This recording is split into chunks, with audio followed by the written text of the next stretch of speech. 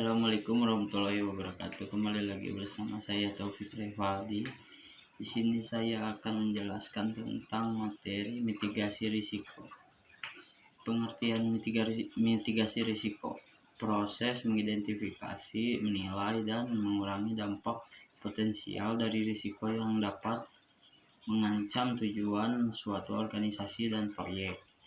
Tujuannya meningkatkan keamanan, melindungi aset dan pelanggan dari bahaya. Yang kedua, meningkatkan kualitas, mencegah kesalahan yang dapat menurunkan kualitas produk atau layanan. Yang ketiga, meningkatkan efisiensi, mengurangi pemborosan, dan meningkatkan produktivitas. Yang keempat, meningkatkan ketahanan bisnis, membantu bisnis bertahan menghadapi ketidakpastian.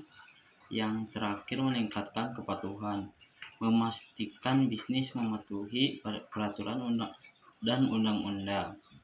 Jenis mitigasi risiko: yang pertama, menghindari aktivitas berisiko tinggi. Yang kedua, memindahkan risiko ke pihak lain, misalnya asuransi.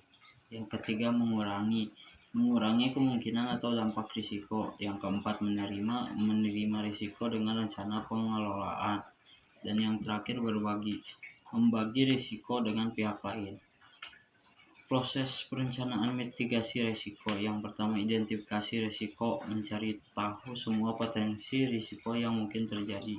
Yang kedua, penilaian risiko, menilai seberapa besar kemungkinan dan dampak setiap risiko.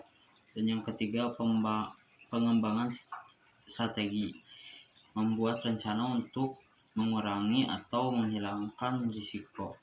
Yang keempat, implementasi, melaksanakan rencana yang telah dibuat.